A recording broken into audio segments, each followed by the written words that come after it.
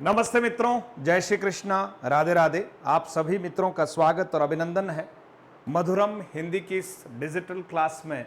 और यूं कह सकते हैं कि इस फ्री बैच में आप सभी मित्रों का स्वागत है। और जब ज्ञान फ्री मिल जाए तो चाहिए क्या। सूफी काव्य परंपरा के संबंध में या निर्गुण भक्ति के संबंध में कुछ प्रश्नों पर आज हम चर्चा करने वाले हैं। और निश्चित तौर पर हमारा टारगेट सेकंड ग्रेड है और हमारे पास जो है लगभग यूं मान के चलिएगा कि 70 दिनों के आसपास का समय है। इस समय का हम पूरा सदुपयोग करेंगे। तो जितने भी साथी इधर उधर कहीं पर भी भटक रहे हैं, जुड़ जाइएगा, क्योंकि ये जो सीरीज है आपके लिए टारगेट सेकंड ग्रेड ओनली, ये आपको सेकंड ग्रेड बनाने के लिए ही कक्षाएं हैं। तो मैं आशा करूंगा आप सभी मित्र जो हैं वो जुड़ गए हैं, और जो नहीं जुड़ पाए हैं वो भी जल्दी से जुड़ जाइएगा और एक बार क्लास को सारे मित्रों तक पहुंचा दीजिएगा, शेयर कर दीजिएगा। सही फैसला लेना काबिलियत नहीं है। अब कैसी उल्टी बात है ना। सही फैसला लेना काबिलियत नहीं है, लेकिन सोच की बात है। खोज कैसे हो सकती है, आविष्कार कैसे हो सकते हैं, फैसला लेकर उसे सही साबित करना वास्तव में काबिलियत है। तो आपने फैसला ले लिया है, सेकंड ग्रेड बनना है, तो इसको अब सही साबित कीजिए और लगातार जुड़े रहिए, मेहनत कीजिएगा। मित्रों, आप सभी तैयारी कर रहे हैं तो आपको एप्लीकेशन पर पूरा कोर्स एक साथ 599 रुपए में मिल रहा है। इसलिए ये एक ऑफर प्राइस है मित्रों। आप सभी 599 रुपए में इस कोर्स का उपयोग कर सकते हैं। लगभग 250-300 वीडियोस, पीडीएफ वगैरह सब कुछ आपको मिल जाएगी। टेस्ट सीरीज केवल 99 रुपीज़ में आप ज्वाइन कर सकते हैं और केवल पीडीएफ नोट्स ही लेने हैं आपको, जिसमें वीडियो नहीं मिलेंगे। तो मात्र 199 रुपए में आज ही आप लोग ज्वाइन करके अपनी तैयारी को सुनिश्चित कीजिए। कम समय में अच्छा पढ़ पाएंगे। और मधुरम हिंदी प्रो एप्लीकेशन हमारा जो है, इसको आप ज्वाइन कीजिएगा। ज्वाइन करते ही हिंदी व्याकरण का कोर्स और 2 टेस्ट सीरीज आप सबको बिल्कुल निःशुल्क मिलने वाली है। तो जल्दी से अभी इस एप्लीकेशन को डाउनलोड कीजिए। पहला प्रश्न मित्रों हमारे सामने ये रहा, ठीक है, उत्तर देना है। और आज घर में थोड़ा मांगलिक कार्यक्रम भी है और आपके लिए क्लास में पहले से तैयार करके आपको मैं दे रहा हूँ। आप इसका उपयोग भी कीजिएगा और आप सबकी मंगल कामनाओं के लिए, आपकी सफलता की शुभकामनाओं के लिए जो है आज कुछ मांगलिक कार्यक्रम रखा हुआ है। तो आप देखिए, माया महा ठगिनी हम जानी, यह पंक्ति जो है किस कवि की है। सीधी बात है, यह पंक्ति कबीरदास जी की ही हो सकती है कि माया वास्तव में बड़ी ठगिनी है। कबीरदास जी कह रहे हैं कि ये ईश्वर तक पहुंचने ही नहीं देती है ना। तो इस माया से बड़ा सावधान रहने की आवश्यकता है, ये कबीरदास जी कहते हैं। बहुत बढ़िया, आप उत्तर दें। हिंदी का कौन सा कवि समाज सुधारक पहले है और भक्त कवि बाद में? ये बात भी किसके लिए कही गई कि सबसे पहले समाज सुधारक है ना। न हिंदू को छोड़ा न मुसलमान को, दोनों की कुरीतियों पर जमकर प्रहार किया उस समय। और ऐसा करने वाले हमारे कौन थे? ऐसा करने वाले हमारे कबीरदास जी हैं। इसलिए कहा जाता है कि कबीर जैसा निर्भीक कवि कोई नहीं पैदा हुआ, जिसने उस विपरीत समय में भी बेबाक अपनी बातें रखी और मुस्लिमों को भी पटक पटक कर धोया और हिंदुओं को भी नहीं छोड़ा। उनकी कुरीतियों के ऊपर उन्होंने जबरदस्त प्रहार किया। तो कबीरदास जी, इसका उत्तर भी यही सही है। चलिए मित्रों, इनमें से सूफी काव्य का दूसरा नाम क्या है? बहुत अच्छी बात है। सूफी काव्य, आप सभी जानते हैं कि निर्गुण भक्ति शाखा में एक संत काव्य परंपरा है और दूसरा है सूफी काव्य परंपरा। ठीक है, संत काव्य परंपरा के प्रवर्तक कबीरदास जी माने गए हैं और सूफी काव्य परंपरा के प्रवर्तक जायसी जी माने गए हैं। ठीक है, तो सूफी काव्य परंपरा का दूसरा नाम क्या है? प्रेम मार्गी शाखा, प्रेमाख्यानक काव्य, प्रेमाश्रयी शाखा, या ये सभी? तो सूफी प्रेमाख्यानक सूफी काव्य परंपरा का दूसरा नाम प्रेम मार्गी शाखा भी है, प्रेमाख्यानक काव्य परंपरा भी है, प्रेमाश्रयी शाखा भी है। तो इसका सही उत्तर होगा उपयुक्त सभी। आप सभी मित्र भी शायद यही उत्तर दे रहे हैं। बहुत बढ़िया, शाबाश, है ना, बहुत अच्छा, आप बिल्कुल सही दिशा में जा रहे हैं। आगे बढ़ते हैं मित्रों। ऋग्वेद में कौन सा आख्यान उपलब्ध होता है? ठीक है, प्रेम के संदर्भ में बात की जा रही कि ऋग्वेद में कौन सा आख्यान जो है वो यहां हमें मिलता है ऋग्वेद में। तो कौन सा प्रेमाख्यानक मिलता है? नल दमयंती, उषा अनिरुद्ध, पुरुरवा उर्वशी, ये पुरुरवा है ना, पुरुरवा उर्वशी या श्री फरहाद। तो मित्रों ये जो ऋग्वेद में है स्पेशली जो कौन सा मिलता है आप बता दीजिएगा। तो पुरुरवा उर्वशी है ना, प्रेमी का नाम पुरुरवा है और प्रेमिका का नाम उर्वशी है। ये संवाद हमको प्रेमाख्यानक जो है ऋग्वेद में उपलब्ध होता है। बहुत बढ़िया। हाँ, बहुत अच्छा मित्रों, शाबाश शाबाश। चलिए आगे बढ़ते हैं अगले प्रश्न की ओर। अगला प्रश्न है, किस अवतार का चरित्र स्वच्छंदतावादी प्रेम पर आधारित है? किस अवतार का चरित्र स्वच्छंदतावादी प्रेम पर आधारित है? बहुत अच्छा, राम मर्यादा पुरुषोत्तम है, कृष्ण, नृसिंह, वामन, ये वामन ऋषि इनका भी अलग जो है हेतु रहा, लेकिन यहाँ आप कृष्ण देखते हैं तो गोपिकाओं के संग कृष्ण का जो प्रेम है बड़ा स्वच्छंद रहता है। तो यहाँ जो है वो कृष्ण अवतार जो है वो स्वच्छंदतावादी प्रेम पर आधारित है। बहुत सही जो है प्रश्न है। चलिए आगे बढ़ते हैं। नल दमयंती आख्यान, नल दमयंती आख्यान किस ग्रंथ में है? आप बताइए। नल दमयंती ये भी एक प्रेमाख्यानक है। नल दमयंती आख्यान जो है वो किस ग्रंथ में उपलब्ध है? ऋग्वेद में तो पुरर्वा उर्वशी है, हरिवंश पुराण में नहीं, रामायण में नहीं, यह महाभारत में है मित्रों। बिल्कुल यह क्या है? महाभारत में। अब जब आप तैयारी करने का मन बना ही चुके हैं, फर्स्ट ग्रेड के जो विद्यार्थी फर्स्ट ग्रेड की परीक्षा से निवृत्त होकर सेकंड ग्रेड की तैयारी कर रहे हैं, पूर्ण मनोयोग के साथ तैयारी कीजिएगा। कंपटीशन जीवन में कभी भी कम नहीं होगा, लगातार बढ़ता ही रहेगा। आप अपने स्तर को बढ़ाएं, अपनी जिज्ञासाओं को शांत करें, खूब परिश्रम करें, राइट डायरेक्शन में मेहनत करें, हताश कम से कम हो, सेल्फ मोटिवेटेड रहें और उत्साह के साथ पढ़ते रहें, ये बहुत ज़रूरी है। कृष्ण रुक्मणी का प्रेमाख्यानक किस, ध्यान देना, कृष्ण रुक्मणी का प्रेमाख्यानक किस पुराण ग्रंथ में है? 18 पुराण हैं, उसमें से किस पुराण ग्रंथ में कृष्ण रुक्मणी का प्रेमाख्यानक जो है प्रसंग मिलता है? तो मित्रों इसका सही उत्तर है हरिवंश पुराण। पक्का कीजिएगा, है ना। जो आजकल प्रश्न आ रहे हैं कथन के रूप में संगत असंगत, तो ऐसा नहीं है कि ये जो तथ्यात्मक बातें हैं वो बदल जाती है, उनको ही एक सेंटेंस में लिख लेते हैं। तो ध्यान रखना है हमें, ये सारी बातें जो तथ्यात्मक हैं उनको बिल्कुल पक्का करना है। फिर वृहत कथा के नायक का क्या नाम था?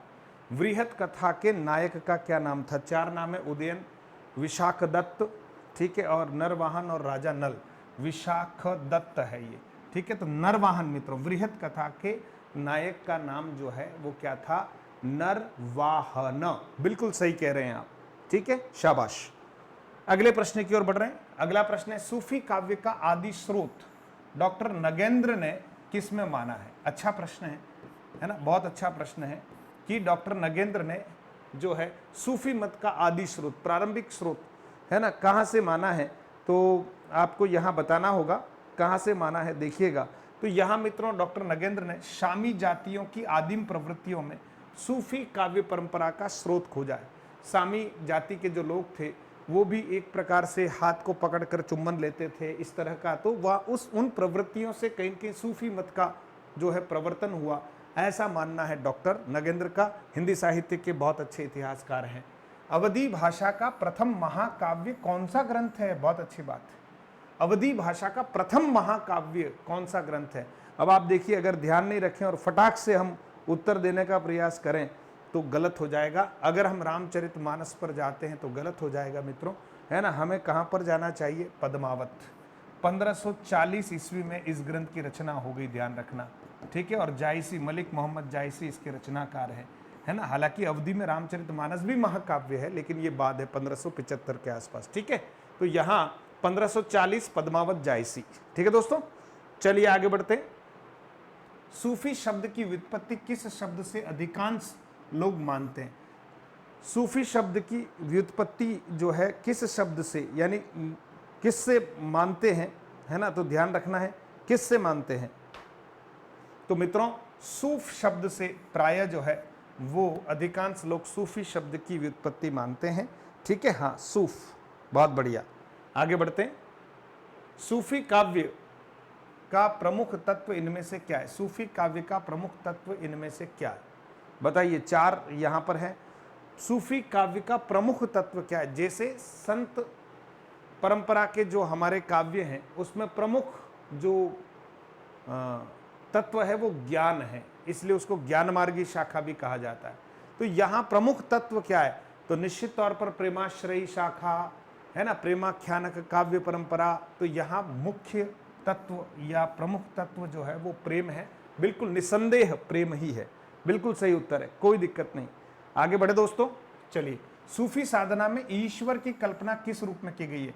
एक मित्रों संत काव्य परंपरा है और दूसरा है सूफी काव्य परंपरा है। ठीक है, सूफी काव्य परंपरा है। सूफी काव्य परंपरा में प्रेम के माध्यम से ईश्वर की प्राप्ति की बात की गई है और संत काव्य परंपरा में ज्ञान के माध्यम से ईश्वर की प्राप्ति जो है का विधान किया गया है, ईश्वर की प्राप्ति का विधान किया गया है। अब आप देखिए संत काव्य परंपरा में जीवात्मा जो है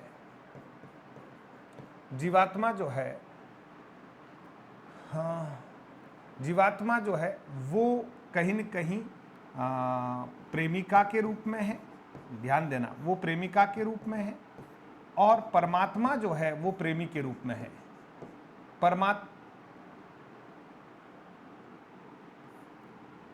परमात्मा जो है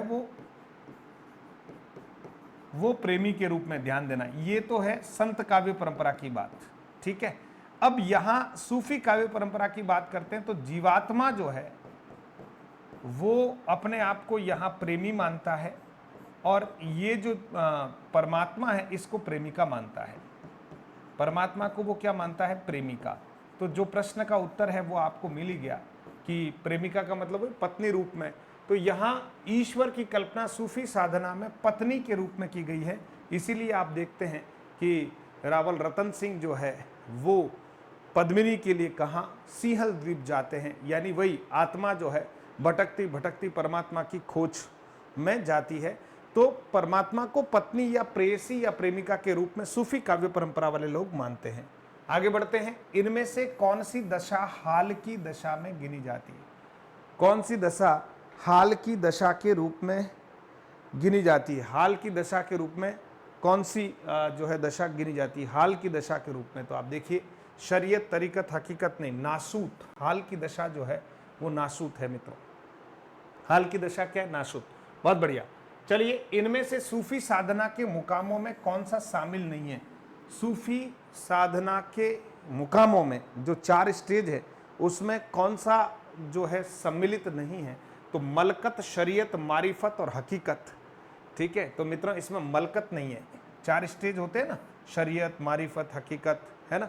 तो ये यहाँ पर जो है मित्रों मलकत जो है वो नहीं है, बिल्कुल ये स्टेज नहीं है। ठीक है, चलिए नेक्स्ट अगले प्रश्न की ओर बढ़ रहे हैं। डॉक्टर नगेंद्र ने प्रेमाख्यानक काव्य परंपरा का पहला ग्रंथ किसे माना? महत्वपूर्ण प्रश्न है।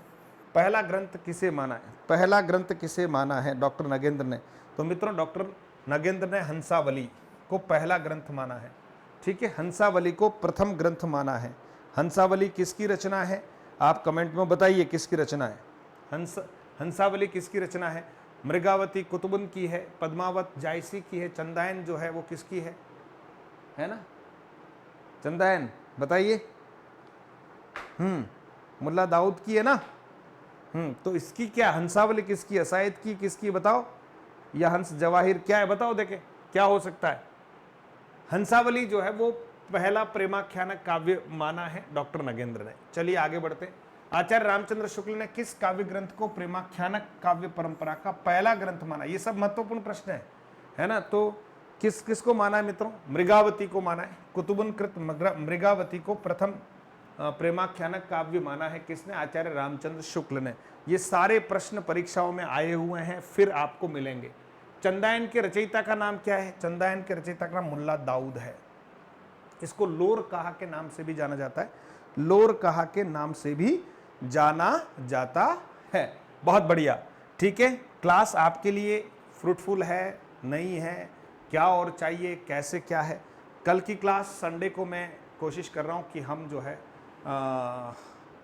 कबीर वाणी पर बात करने वाले हैं। ठीक है, हाँ, कबीर वाणी पर हम बात करने वाले हैं। ठीक है, बहुत बढ़िया। आप सारे मित्र जो जुड़े हुए हैं जल्दी से, है ना, कबीर ग्रंथावली है ना जो श्याम सुंदर दास द्वारा संपादित है, उस पर हम विस्तार से बात करने वाले हैं कबीर ग्रंथावली के बारे में। बीच बीच पे एमसीक्यूज वगैरह ये सब आते रहेंगे। मधुमालती के रचनाकार का नाम बताइए। मधुमालती के रचनाकार का नाम बताइए। मधुमालती मंजन। ठीक है, मृगावती कुतुबन, तो मधुमालती जो है वो मंजन कृत है। ठीक है मित्रों, चलिए आगे बढ़ते हैं। शेख नबी की कौन सी रचना इनमें से नहीं है? शेख नबी की कौन सी रचना इनमें से नहीं है? सीधा सीधा पता चल रहा है, शेख नबी की रचना इसमें से कौन सी नहीं है? बताइए कौन सी नहीं है? ज्ञानदीप, हंस जवाहिर, ढोला मारूरा दूहा और इंद्रावती। बताइए देखें मित्रों, बताइए शेख नबी की। बहुत बढ़िया, जल्दी से देखें उत्तर दीजिएगा। शेख नबी की रचना इनमें से कौन सी नहीं है?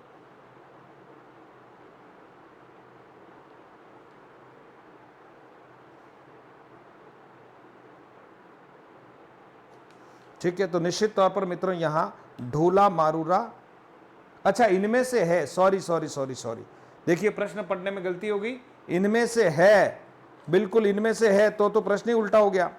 कौन सी बताओ इनमें से कौन सी है? ज्ञानदीप मित्रों 1619 की रचना है और नायक के नाम पर नामकरण किया गया है। नायक के नाम पर नामकरण किया गया है, जो एक प्रकार से सूफी काव्य परंपराओं में एक विपरीत सी बात है।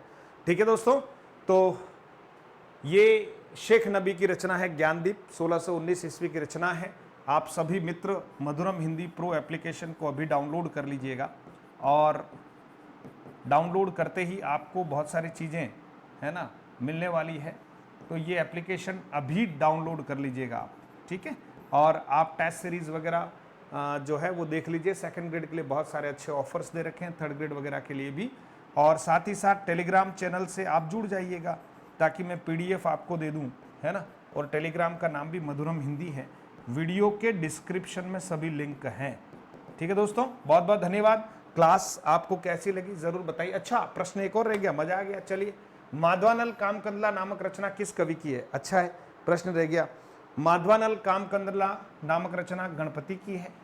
ठीक है, गणपति की है रचना। अच्छा, जान कवि के लिखे प्रेमाख्यानक ग्रंथों की संख्या कितनी है? जान कवि बताइए, जान कवि द्वारा रचित प्रेमाख्यानक, सर्वाधिक प्रेमाख्यानक लगभग जान कवि द्वारा रचित है, इनकी संख्या 29 है। ये प्रश्न आता है, सर्वाधिक प्रेमाख्यानक ग्रंथ जो है वो किसने लिखे हैं? तो जान कवि ने लिखे हैं मित्रों। बहुत बढ़िया, आगे बढ़ते हैं। चलिए, रूप मंजरी के रचयिता कौन? रूप मंजरी के रचयिता कौन? प्रश्न नंबर 23। रूप मंजरी के रचयिता कौन? प्रश्न नंबर 23। बताइए रूप मंजरी के। हाँ, देखिए मित्र, रूप मंजरी के रचयिता जो है वो नंददास है। नंददास, वही नंददास, वही नंददास, और कवि जड़िया नंददास गढ़िया। ठीक है, तो ये नंददास जी की रचना है रूप मंजरी। आगे बढ़ते हैं। छिताई वार्ता किस कवि की रचना है? छिताई वार्ता किस कवि की रचना है? 24। देखिए, छिताई वार्ता किस कवि की रचना है? तो छिताई वार्ता मित्रों नारायण दास की रचना है। किसकी? नारायण दास की रचना है। चलिए, गणपति रचित माधवानल कामकंदला किस भाषा में रचित है? ये भी एक अच्छा प्रश्न है। गणपति रचित माधवानल कामकंदला किस भाषा में रचित प्रेमाख्यानक काव्य है?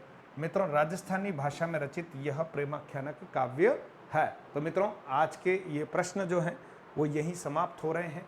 PDF आपको टेलीग्राम चैनल में मिलेगी, वीडियो के डिस्क्रिप्शन में जाइए और एप्लीकेशन को भी डाउनलोड कर लीजिएगा, टेलीग्राम चैनल से भी आप जुड़ जाइएगा। बहुत बहुत धन्यवाद। प्रतिदिन कक्षा है, चिंता करने की ज़रूरत नहीं, बस आप तैयारी करते रहें, अपने आप को उत्साहित रखें। बार बार कह रहा हूँ, हतोत्साह न हो, है ना। आपको अभी बहुत कुछ करना है और कंटिन्यू हमारे सामने वैकेंसीज हैं, तो हम अपनी तैयारी को सही दिशा में उत्साह के साथ आगे बढ़ाएं। बहुत बहुत धन्यवाद मित्रों। जय हिंद।